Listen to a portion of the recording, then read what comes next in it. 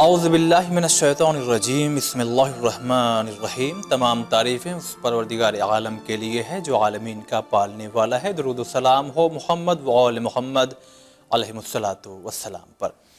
ناظرین اکرام، السلام علیکم ورحمۃ اللہ۔ پروگرام حقوق شناسی میں آپ سبھی کا استقبال کرتے ہیں۔ پچھلا ایپیسوڈ جو ختم ہوا، شوہر زوجہ ان کے حقوق، فرائض، ذمہ داریاں، کس طرح سے گھر کو جنت بنایا جائے، کس طرح سے پیار محبت کا ایک ماحول ہو گھر گھرانے میں، بکھرنے نہ پائے، ٹوٹنے نہ پائے، درار نہ پڑنے پائے۔ بہت سے اینگل، بہت سے الگ الگ باتوں کے ذریعے ہم نے اہم باتیں آپ تک پہنچا دی ہیں۔ وعدے کے مطابق آج اس ایپیسوڈ یعنی نوے ایپیسوڈ میں ہم بات کریں گے رشتہ داروں کے سلسلے سے۔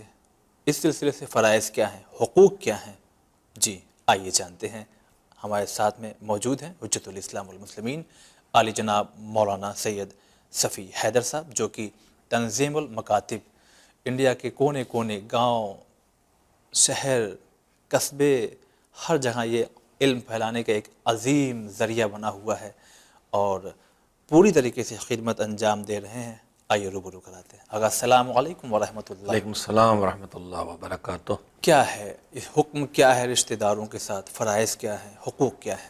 فہرست میں جو حقوق کی فہرست ہے اور طرفینی معاملات ہیں، فرائض و حقوق اور فرائض۔ جہاں حق ہے وہاں کوئی فرض ہے، جہاں کوئی فرض رکھا گیا وہاں کوئی حق دیا گیا ہے۔ بے شک۔ ماں باپ کے حقوق کے بعد ظاہر ہے کہ پھر رشتہ داروں کی فہرست آتی ہے، اور رشتہ دار کو ارحام کے نام سے قرآن میں یاد کیا گیا ہے۔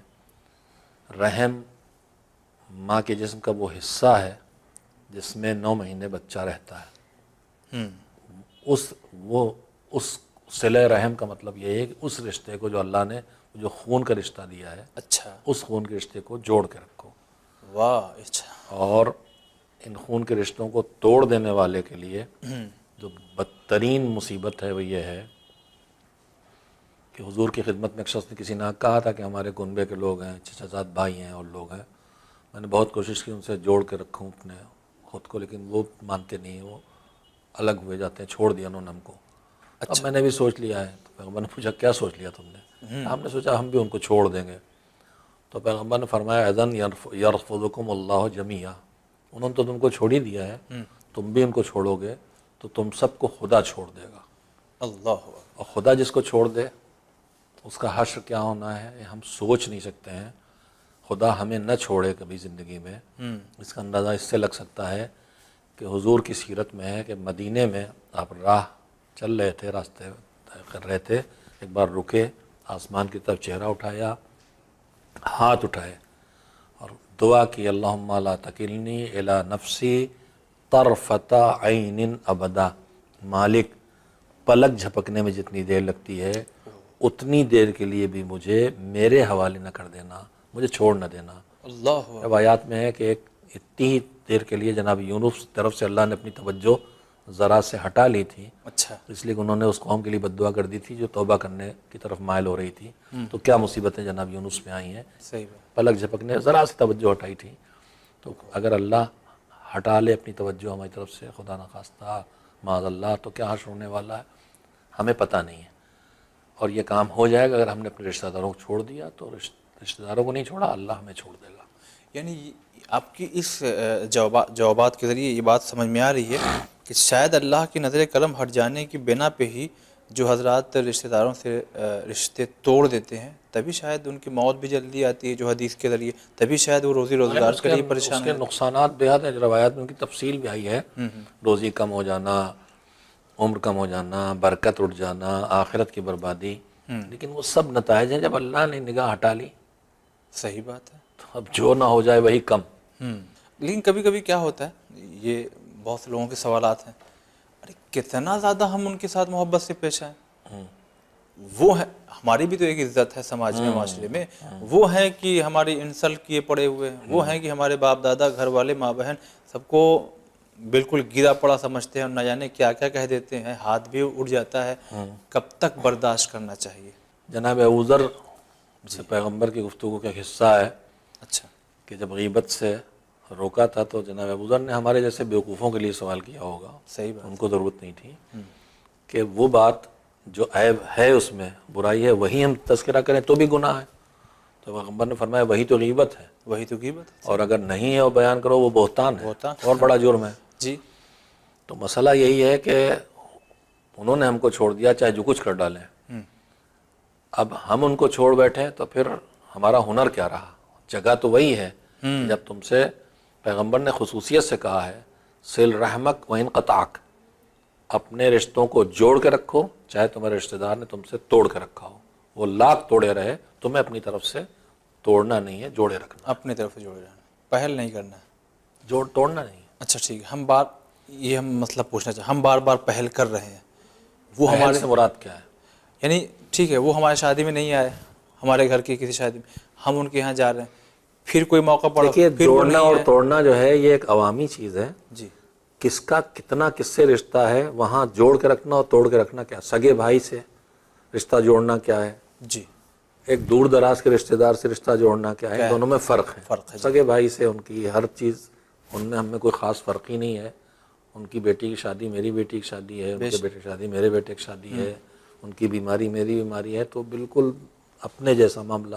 تو ان سے رشتہ جوڑنا یہ سب چیزیں اس میں شامل ہیں. لیکن دور دراز کا آدمی ہے، ہو سکتا ہے خالی ایک ٹیلی فون کا بھی کر لیا، سلام دعا کر لی، ایک میسج کر دیا، یہ بھی جوڑ کے رکھنے کے حدود میں آ جائے. اسی طرح توڑنا بھی ہے. جی. تو کوئی ایک قانون رشتہ جوڑنے توڑنے کے لیے نہیں بنایا جا سکتا. یہ ایک عمومی مسئلہ ہے. جتنا نزدیکی رشتہ اتنی زیادہ جوڑنے کے، جوڑ کے رکھنا کیا کہلائے گا صحیح، اور توڑنا کیا کہلائے گا یہ پبلک بتائے گی. پبلک دیکھا کہ صاحب نے تو چھوڑ دیا اپنے رشتہ دار کو، جب یہ کہیں تو ہم نے چھوڑ دیا، اور کہیں کہ نہیں یہ تو صاحب جوڑے ہوئے ہیں تو اس کا لفظ جوڑے ہیں. کیا فوائد کیا کیا جیسا حالانکہ ابھی آپ نے اشارہ دیا ایک انسان رشتے کو جوڑے رہے، تو اس میں فوائد کیا کیا ہے؟ روزی میں برکت اس ایک فائدہ ہے. جی. صلہ رحم کے نتیجے میں صحت ملنا ایک فائدہ ہے، طول عمر ملنا ایک فائدہ ہے، آبادی اور سکون کا زندگی. سب روایات کی بنیاد پہ مرض کر رہا ہوں، روایات میں موجود ہیں چیزیں. اچھا. آبادی، دنیا کی جو آبادی ہے اس کو پرسکون ماحول اس کا ایک نتیجہ ہے، پرسکون زندگی اس کا ایک نتیجہ ہے. روایات میں ہے کہ تم اگر بہت بڑے صاحب حیثیت بھی ہو، مالدار بھی ہو، تب بھی تم اپنے رشتہ داروں کے محتاج ہو، تمہارے ہاتھ ہیں. یہ نہیں کہ پیسہ آ گیا تو سب کو چھوڑ دیا. مولا علی کا جملہ ہے، مجھے یاد آتا ہے کہ تم ایک ہاتھ کھینچو گے تو نہ جانے کتنے ہاتھ تم سے کھنچ جائیں گے. صحیح بات. ہمارا تو ایک ہی ہاتھ ہم نے کھینچ لیا رشتہ داروں سے، لیکن رشتہ داروں کتنے ہاتھ ہیں. صحیح بات ہے. کندھا دینے کے لیے پیسہ نہیں آئے گا، بینک بیلنس نہیں آئے گا، کار نہیں آئے گی. صحیح بات ہے. اسپتال میں اٹھا کے لے جانے کے لیے جب ہارٹ اٹیک ہوگا تو پیسہ نہیں چلے گا، ہمیں گاڑی یہ سب چیزیں اثار ثواب نہیں کریں گی. نہیں، اصال ثواب بھی نہیں. تو یہ ساری چیزیں جو ہیں یہ سب جو ہمارے ہیں وہی ہمارے کام آئیں گے. اس میں سب سے پہلے مرحلے میں رشتہ دار ہیں، پھر پڑوسی ہیں، پھر دوست احباب ہیں، مومنین ہیں. تو ان سب سے جوڑ کے رکھنا اللہ ایک معاشرہ چاہتا ہے جس میں سب ایک دوسرے سے جڑے ہوں اور سب دوسرے کے لیے عزت دلوں میں رکھتے ہوں، محبت رکھتے ہوں، اور ایک دوسرے کو جینے کا ماحول دیں، خود بھی خوش رہ کے جئیں، دوسروں کو بھی خوش رکھیں. اب اسی کا ظاہر سی بات ہے دوسرا سوال تو یہی ہوگا نقصان کیا کیا ہے، یہ آپ بتا لیں تو اس کے بعد ایک اور سوال ہے. نقصانات میں روزی کی برکت کا اٹھ جانا ہے. یعنی اگر کوئی انسان روزی سے پریشان ہے تو وہ دعا تعویذ گنڈا اور ادھر نہ دوڑے. دیکھے پہلے یہ سب ہمیں دیکھنا چاہیے کہ ہماری زندگی میں پریشانیاں ہیں، ان کا سبب کہاں ہے. مذہب کے ذریعے جائے گا تو ڈھونڈ نکالے گا. صحیح. اللہ کی نافرمانی سبب ہے، قطع رحم سبب ہے، ترک نماز سبب ہے، حرام کا کھانا سبب ہے. اچھا. ڈھونڈے اپنی غلطیاں کہ ہم وہ دعا تعویذ، یہ گھر نہیں سج کیا کہتے ہیں وہ گھر نہیں صحیح ہے، کیا سج رہا ہے، کیا کہتے ہیں، صد نہیں رہا. ہاں صد نہیں رہا، یہ ستارہ گردش میں، یہ سب فضولیات ہیں. انسان دنیا میں جو بھگت رہا ہے جی اپنے اعمال کا نتیجہ بھگت رہا ہے یا کہیں کہیں دوسروں کی لغزشوں کا نتیجہ بھگت رہا ہے. نتیجہ بھگت رہا. تو ڈھونڈنا وہاں چاہیے. صلہ رحم میں سب سے اہم چیز ہے طول عمر، روزی میں وسعت و برکت، اور آخرت میں اللہ کی طرف سے سہولت. واہ. اور سب سے بڑا فائدہ بہرحال یہی ہے کہ اللہ کی طرف سے آخرت کی سدھر جائے. سہولت ملے اس کی وجہ سے. اور اس کے لیے ہم کو زندگی بھر کوشش کرتے رہنا چاہیے کہ ان رشتوں کو ہم جوڑ کے رکھیں، انشاءاللہ چاہے لاکھ توڑیں۔ اس وقت ہمارے یہاں بہت مصیبت ہے، ذرا سے کچھ ہوتا ہے سب سے پہلا کام بائیکاٹ، بھائی کا بلانا چھوڑ دیا، جانا چھوڑ دیا، بولنا چھوڑ دیا، سلام دعا چھوڑ دی۔ یہ تو مومنین درمیان جائز نہیں ہے، مسلمانوں درمیان جائز نہیں ہے۔ 3 دن تک جو ایک دوسرے سے بات نہ کرے، سلام دعا نہ کرے، اللہ کی لعنت اس کے اوپر ہے۔ اوہو اللہ اکبر۔ ہمارے ہاں سگے بھائیوں بول چال بند ہو جاتی ہے، کہاں راضی ہے اللہ اس پر؟ جو ہم نے کہا تھا کہ اگلا سوال ایک اہم ہے، وہ یہی تھا کہ آخر یہ چیز کیوں ہے، یہ عوام میں مومنین میں آخر یہ سب چیزیں کیوں اگر کہ اس بالکل لیے کہ ہم شامل نام کے مسلمان ہیں۔ کام کے نہیں؟ بانی تنظیم مولانا غلام اسیر اللہ مقامہ کہتے تھے کہ نسلی مسلمان ہے، اصلی نہیں ہے۔ اچھا نسلوں میں اسلام جتنا مل گیا، جو مل گیا بس مسلمان ہے، لیکن سمجھ کے مسلمان ہوتے تو زندگی میں سب چیزیں دکھائی دیتی۔ اسی لیے جو لوگ سمجھ کے آتے ہیں جو کنورٹر ہوتا ہے، کہاں ان کو دیکھیں گے، ان کے ہاں آپ سے زیادہ عمل دکھائی دے گا۔ بے وہ شک قومیں جو کنورٹ ہو کے آئی ہیں، بہت سی قومیں ہیں جو ماضی قریب میں آئیں، ان کے ہاں زیادہ دین پریکٹس میں دکھائی دیتا ہے۔ صحیح بات جو ہم نسلی مسلمان ہیں، سادات کرام خاص کر کے، ان کے ہاں پریکٹس میں دین سب سے کم ہے، اور ناز سب سے زیادہ ہے کہ ہم تو سید ہیں۔ دعویٰ بہت ہے، ناز ہے تو جس کردار پہ ناز ہے وہ کردار بھی پیدا کرو۔ پیدا کرو۔ آپ نے کہا تھا کہ صلہ رحم کے فوائد کیا ہیں، اس سلسلے میں ایک روایت میرے پیش نظر ہے۔ ضرور 5ویں امام حضرت محمد باقر علیہ الصلوۃ والسلام نے فرمایا، صلۃ الارحام تزکی الاعمال و تنمی الاموال و تدفع البلوى و تیسر الحساب و تنسع الاجل اے تطیل العمر۔ صلہ رحم کا، رشتے جوڑ کے رکھنے کا پہلا فائدہ یہ ہے کہ تمہارے اعمال خیر کو وہ پاک بناتا ہے، واہ، ان میں طہارت پیدا کرتا ہے۔ نماز روزہ سب ان میں طہارت آئے گی صلہ رحم کی وجہ سے۔ مال میں اضافہ کرتا ہے، اچھا، بلاؤں سے بچاتا ہے، واہ، رشتہ جوڑ کے رکھنا بلاؤں سے بچاتا ہے، حساب آخرت کو آسان کرتا ہے، موت کو بھلا دیتا ہے، یعنی عمر لمبی ہو جاتی لمبی ہو جاتی ہے، اچھا، اور انہی سے 5ویں امام سے ہے کہ صلۃ الارحام تحسن الخلق، صلہ رحم سے انسان کا اخلاق اچھا ہو جاتا ہے۔ تسمح الکف، صلہ رحم کے ذریعے انسان کے لیے کار خیر کرنا آسان ہو جاتا ہے۔ تو طیب النفس، صلہ رحم سے انسان کے نفس میں پاکیزگی آتی ہے، روزی میں اضافہ ہوتا ہے، موت دیر میں آتی ہے۔ صلہ رحم کا ایک فائدہ اور ہے، حساب میں آسانی کے ساتھ ساتھ وَيَعْصَمَانِ مِنَ الذُّنُوبِ، نیک کام، اچھے کام، دوسروں کے ساتھ حسن سلوک۔ اور صلہ رحم کا ایک فائدہ یہ ہے کہ حساب کو آسان کرتا ہے۔ جی، وَيَعْصَمَانِ مِنَ الذُّنُوبِ، صلہ رحم اور نیکوکاری گناہوں سے بھی بچاتے ہیں۔ اچھا، جو رشتے جوڑ کے رکھے گا وہ کم گناہ کرے گا، جو رشتے توڑے گا 10 گناہ تو رشتے توڑنے ہی کر لے گا۔ صحیح بات ہے، الزام تراشیاں کرے گا، بہتان لگائے گا، بدنام کرے گا، سازشیں رچے گا، جھوٹ بولے گا، 1000 گناہ تو اسی میں کر لے گا۔ جوڑ کے رکھے گا تو 2-4 نیکیاں کرے گا، جوڑنے کے لیے خوشامد کرے گا، صبر کرے گا، ایثار کرے گا، ثواب تو اسی میں کما لے گا۔ بے شک، جوڑ کے رکھنے میں فائدہ ہے، توڑ کے رکھنے میں کوئی فائدہ نہیں۔ توڑ کے رکھنے کا بھی نقصان بہت ہے، اس میں بھی پروردگار عالم اس پر سخت غضبناک ہوتا ہے، کہ جس میں سب سے بڑی مصیبت یہی ہے کہ اللہ اس کو چھوڑ دیتا ہے۔ اسی کی حال پہ۔ اس سے بڑی مصیبت کچھ نہیں ہے۔ چلیے آگا، بہت شکریہ۔ ایک مختصر سے وقت میں بہت بڑی بڑی باتیں ناظرین آپ تک پیش کر دی گئی ہیں۔ واقعی یہ اپنے آپ میں ایک بہت بڑی حقیقت ہے۔ اگر 10 گھر ہیں تو یہ تو میں نہیں کہہ سکتا کہ 10 گھر میں ایسا ہو رہا ہوگا، لیکن زیادہ تر گھرانے میں یہ چیزیں پتہ نہیں کیوں بہت زیادہ پیش ہیں کہ آپس میں ہی سگے بھائی میں ہی، یا جو رشتہ دار ہیں، چچا، پھوپھی، خالو، خالہ، ان کے بچے، یہ آپس میں ٹکراؤ، ظاہر سی بات ہے یہ سب چیزیں گناہ کا سبب بن رہی ہیں۔ غور کریں کیوں آخر نوجوانوں کی موت ہوتی چلی جا رہی ہے۔ اکثر معاشرے میں کہیں کہیں سننے میں آ رہا ہے، ایک طرف سے پورے نسل ہی ختم ہوتی چلی جا رہی ہے، روزی روزگار اچھی خاصی چل رہی تھی، ختم ہو گئی ہے۔ عالم کے پاس جانا، گنڈا بندھانا، ناڑے باندھنا، دعا پوچھنا، جیسا کہ آقا نے کہا خود غور و فکر کرنا چاہیے اپنے گریبان میں جھانک کر کے، آخر کہیں ہم ہی ذمہ دار تو نہیں ہیں مکمل طور پہ، اور اس پہ غور و فکر کرنے کے بعد یا کسی خود عالم کے پاس بیٹھ کر کے اپنی پرابلم کو بتائیں، اپنے بیتے ہوئے پل کو بتائیں، لمحوں کو بتائیں، اپنی کچھ ایسی باتیں بتائیں کہ ہو سکتا ہے ان وجوہات کی بنا پہ تو عالم پورا ایک آپ کو ہو سکتا ہے بہترین تجویز آئیڈیا پیش کرے اور کچھ عمل بتائے بہتر جو ہوگا. اگر آپ بات کرتے ہیں رشتہ دار بھی ہو گئے, جو ہمارا گھر ہے اور ہمارے گھر کے جو بازو میں جو رہ رہا ہے انسان وہ ہمارا رشتہ دار بھی نہیں ہے, اس کے ساتھ ہمارا اٹھنا بیٹھنا کیسا ہونا چاہیے, حقوق کیا ہیں, فرائض کیا ہیں ہمارے, اسلام کیا کہتا ہے اس کے بارے میں؟ اسلام سارے انسانوں سے رشتے کی کچھ نہ کچھ رشتوں کے نظام کو بنا کے دیا ہے اس نے, اور اصول دیے ہیں, اور جتنی اہمیت انسانی زندگی میں جس کی ہے اس اعتبار سے اس کے سلسلے کے حقوق زیادہ ہیں.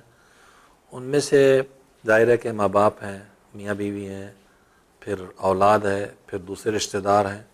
اب اس کے بعد جو دکھائی دیتا ہے جی کہ رشتہ داروں کے بعد کس کے ساتھ جوڑ کے رکھنے پر بہت زور دیا ہے تو وہ پڑوسی دکھائی دیتے ہیں.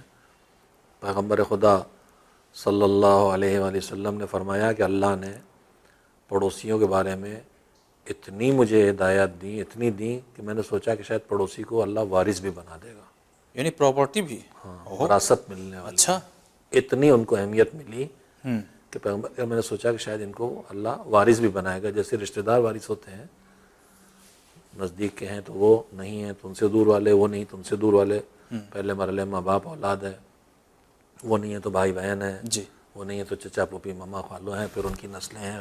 بہرحال رشتہ داروں میراث جاتی ہے, جہاں تک رشتہ ہے وہاں تک میراث پہنچتی ہے. ٹھیک. تو پیغمبر نے کہا کہ ہمیں لگا کہ شاید اللہ پڑوسیوں کو بھی رشتہ دار بنا دے گا. اس سے اندازہ ہوتا ہے پڑوسی کے قرآن مجید میں دو قسمیں بیان کی گئی ہیں.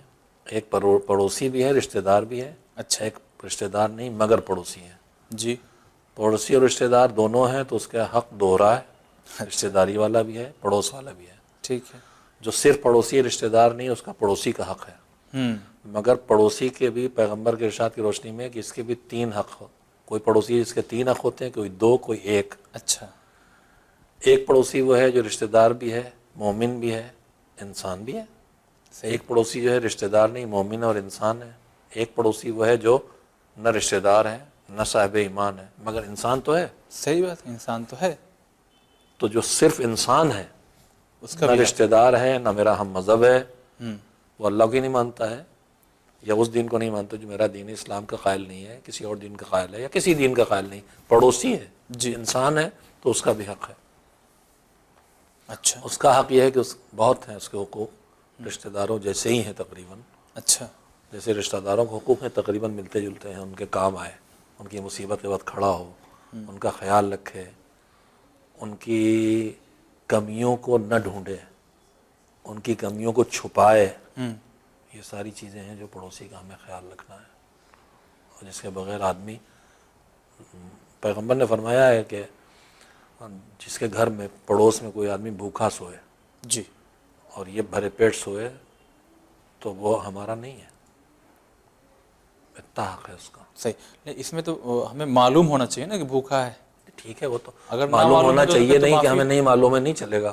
آپ کا پڑوس ہے, آپ کو پڑوس سے باخبر رہنا ہے, کون بیمار ہے, کون ضرورت مند ہے, کون بھوکا ہے, کہاں کیا پریشانی ہے, ان کا حق ہے. جی پڑوس سے کٹ کے نہیں رکھنا, جو آج کل کا پڑوس ہو گیا ہے کہ ایک دوسرے کا نام بھی نہیں جانتے. بالکل نہیں. مذہب اس کی اجازت نہیں دیتا ہے. اچھا, پڑوس ہے تو ان کا حق بن گیا, ان کے بارے میں جانکاری رکھو, ان کے حالات کو دیکھو, ان کے مددگار بنو, ان کے پریشانیوں میں کام آؤ, ان کی ضرورتوں کو حتی الامکان پورا کرو. یہ نہیں کہ ہم لا علمی سے کے ذریعے نجات ملنے والی نہیں, جو ہمارے درمیان ایک بہت بڑی سوچ یہ ہے کہ مسائل نہ جانو بھیا, سیکھو گے تو پکڑے جاؤ گے. ایسا نہیں ہے. آخرت میں پکڑا جانا ہے, حکم خدا پہ عمل نہیں کیا, جانتے ہوئے نہیں کیا تو بھی پکڑا جانا ہے, اور جان بوجھ کے نہیں جانا نہیں جانتے تھے. روایت میں ہے, قرآن مجید کی ایک آیت ہے, فَلِلَّهِ الْحُجَّةُ الْبَالِغَةُ, میدان قیامت میں بندہ حساب کے لیے کھڑا ہوگا تو ایک وقت وہ آئے گا کہ اللہ ایسی دلیل دے گا بندہ جواب نہ دے پائے. تو امام سے پوچھا گیا, چھٹے امام سے, کون سی منزل؟ تو امام فرمایا کہ ایسا آدمی جو گیا ہے اللہ کے بارگاہ میں حساب دینے اور احکام خدا کی کچھ اطاعت بھی کی, پابندیاں بھی کی, کچھ جگہ مخالفت بھی کی ہے, کچھ واجبات بھی چھوڑے ہیں, کچھ حرام کام بھی کیے ہیں, کچھ نیکیاں بھی کی ہیں, کچھ حرام سے بچا بھی ہے. اللہ کہے کہ جو چھوڑ کے آیا میرے احکام کو, یہ واجبات چھوڑ کے آئے، خمس نہیں نکالا، جھوٹ بولے، نجس کھایا، تو جانتے تھے کہ نہیں کہ میرا حکم کیا ہے؟ تو دو ہی جواب ہیں، یا تو ہم کہہ دیتے ہیں ارے مولانا ہمیں تو پتہ ہی نہیں تھا، وہاں ہی چلنے والا نہیں۔ اچھا وہاں لیکن پھر بھی ہاں اگر کوئی کہہ دے گا کہ پروردگار نہیں جانتے تھے تو چھوٹ نہیں ملے گی۔ امام کہتے ہیں ادھر سے آواز ہے کہ اللہ تعلم تھا، نہیں جانتے تھے، جاننے والوں سے پوچھا کیوں نہیں تھا؟ اگر کہتے جانتا تو تھا مالک تو پھر ہوگا کہ اللہ عامل تھا، جب جانتے تھے تو عمل کیوں نہیں کیا؟ تو نہ جان کے جان بچنے والی نہیں ہے۔ بالکل اسی طرح جیسے ہم کسی ملک کے باشندے ہیں، نیشنلٹی ہمارے پاس، ہم پیدا ہی یہی ہوئے ہیں، نیشنلٹی انڈین ہے ہمارے پاس، لیکن کوئی آگے یہاں باشندہ ہو جائے، اسے پاسپورٹ مل جائے، تو اب ہماری ذمہ داری کیا ہے؟ ہم قانون توڑتے پھریں گے، پولیس پکڑے گئے کہ نہیں ہمیں تو پتہ نہیں تھا یہاں قانون نہیں، اب تم نیشنلٹی میں آ گئے تو قانون جاننا پڑے گا، جاننا پڑے گا۔ تم نے اللہ کو مان لیا، تم اسلام کے دائرے میں آ گئے ہو، تمہیں قانون سیکھنا پڑے گا۔ تو پڑوسی کیسی گزر رہی ہمیں پتہ ہی نہیں ہے، اس لیے نہیں پتہ نہیں پتہ چلانا پڑے گا، چلنا پڑے گا۔ اچھا اپنے یہاں پہ آپ کے ہم تجربات جاننا چاہیں گے، اپنے ناظرین تک یہ پہنچانا چاہیں گے۔ ٹھیک ہے پڑوسیوں کے حقوق وغیرہ ہیں، ہم کہتے ہیں کہ ہم ان کے ساتھ محبت سے نہیں پیش آ رہے ہیں یا ان کے حقوق کو نہیں ادا کر رہے ہیں، تو آخرت تو بعد میں بات کریں گے، آپ نے اشارہ بھی دے دیا ہے۔ دنیاوی نقصان کیا کیا ہے؟ کن نقصان کا ہم سامنا کر سکتے ہیں ایسا کرنے پہ؟ دیکھیے جب ہم دوسروں کے کام نہیں آئیں گے، دوسرے ہمارے کام نہیں آئیں گے۔ سب سے بڑا نقصان تو ہم اکیلا تو رہے، اپنا کام کر لیتے ہیں، آدمی کر لیتے ہیں، بہت دنوں نہیں کر پائیں یہ گے اکثر اکیلے۔ لوگ آدمی کہتے ہیں۔ اکیلا رہنے کے لیے بنایا نہیں گیا ہے، اکیلے اپنی ضرورتیں پوری نہیں کر سکتا۔ ہر آدمی ایک 24 گھنٹے گزارتا ہے تو ہزاروں لوگوں کی خدمت لے لیتا ہے، اسے اس کا احساس نہیں ہے۔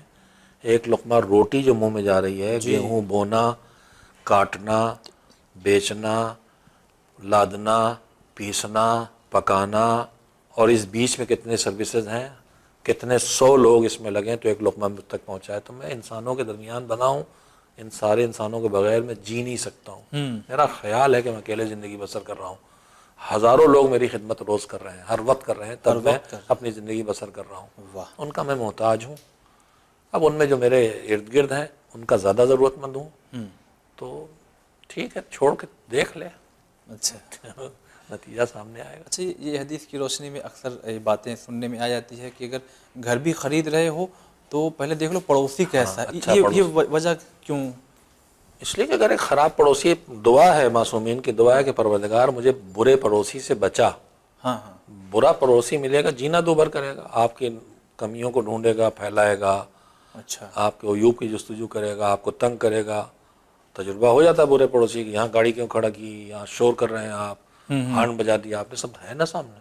جی اچھا پڑوسی ہوگا زندگی اپنے آسان گھر میں ٹھوک رہے ہیں تو ہاں اچھا پڑوسی ہوگا زندگی آسان ہو جائے گی، برا پڑوسی ہوگا زندگی پریشان کن ہو جائے گی۔ بری ہو جائے زیادہ پڑوس کی اسی لیے اہمیت ہے کہ مکان بھی لو تو پہلے دیکھو کہ پڑوس کیسا ہے، تو میں پڑوس دنیاوی زندگی میں تنگ کرے گا یا آخرت کی زندگی میں نقصان پہنچائے گا، تم گھر میں مجلس کرو گے لڑنے آ جائے گا، تمہارے یہاں مہمان ہیں کہ صاحب آپ کے یہاں روز دروازے پہ 4 گاڑیاں کھڑی رہتی ہیں، جی، تو اچھا پڑوسی ڈھونڈو تاکہ پرسکون زندگی بسر کر سکو۔ یعنی پڑوسیوں کا بھی آخرت تک کا یہ ٹچ ہے، ہر پورا چیز آخرت سے جڑی ہے، دنیا کی زندگی آخرت سے جڑی ہے، جڑی ہوئی ہے۔ یہ خالی دنیا کی کوئی بات ہے ہی نہیں، آخرت سے جڑی ہوئی، ہر چیز آخرت سے جڑی ہے۔ ٹھیک ہے اتنے زیادہ حقوق ہیں، لیکن ہم تو چاہتے ہیں کہ ہم پڑوسی سے جو ہمارا یہ پڑوسی ہے، ہم مذہب بھی ہے اور بہت قریبی بھی ہے، لیکن یہ خود ہی نہیں چاہتا کہ ہمارے ساتھ اٹیچ رہے، تو اب ہمارا رویہ کیسا ہونا چاہیے؟ ہر جگہ وہی بات ہے کہ جو ہمارا فریضہ ہے وہ ہمیں کرنا ہے، دوسرا کرے چاہے نہ کرے۔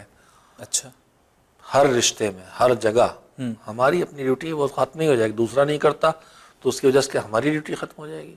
4 آدمی موٹر سائیکل سڑک پہ ٹیڑھی کھڑی کر رہے ہیں، راستہ روک رہے لوگوں کا، جو حرام ہے، جی، تو کیا میں بھی کرنے لوگوں سب کر رہے ہیں؟ جو غلط کر رہے ہیں غلط کر رہے ہیں، ان کے غلط کرنے سے میرے لیے غلط کام کا جواز تو نہیں پیدا ہو جائے، ہاں اور میں بھی غلط کرنے لگوں گا تو معاشرہ سدھرے گا کیسے؟ صحیح بات ہے، ایک آدمی صحیح کرے گا تو دکھائی دے گا کہ صحیح یہ ہے، شاید دوسرا ہے، تیسرا ہے، چوتھا ہے، بے شک تو خرابی کو دیکھ کے سب خرابی پہ لگ گئے تو خرابی سے دنیا بھر جائے گی، اور خرابی کے درمیان خوبی زندہ رہی تو ایک خوبی 2، 2 سے 3، 3 سے 4 ہونے کے امکانات تو باقی ہے نا۔ باقی رہیں گے۔ تو وہ جو کر رہا ہے اسے اپنی بربادی کر رہا ہے، لیکن ہم اپنے کو کیوں برباد کریں، اپنی دنیا اپنی آخرت کیوں برباد کریں؟ چلیے آخر میں ایک سوال ہم یہ کرنا چاہیں گے، یہ جو ہمارا پڑوسی ہے یہ ہم مذہب نہیں ہے، یہ مسلم نہیں ہے، یہ غیر مسلم ہے، اب اسلام کیا کہتا ہے کہ ان کے بارے میں ہمارا عمل کیسا ہونا چاہیے، ان سے ہماری کیسی محبت اور شفقت ہونا چاہیے؟ جو میں نے ابھی باتیں کی ہیں یہ پڑوسی کے حقوق بیان کیے ہیں. مومن میں نے کہا تھا نا کہ پڑوسی ہو سکتا ہے، رشتہ دار بھی ہو، مومن بھی ہو جی جی. اور پڑوسی بھی. تو اس کے 3 حق ہیں، ایک رشتہ داری والا حق اور ایک ایمان والا حق اور ایک پڑوس والا.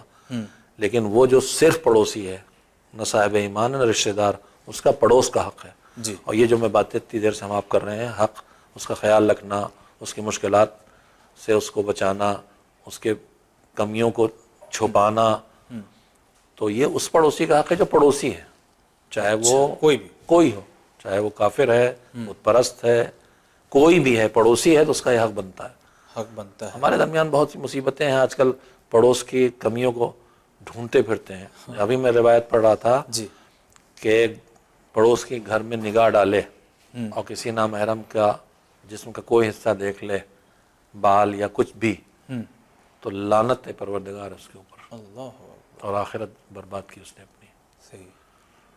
تو تجسس بہت سے لوگ کرتے ہیں، عام مزاج بن گیا ہے جستجو کرنا، چپکے چپکے دوسروں کے بارے میں جانکاری حاصل کرنا. حرام ہے یہ، خبری.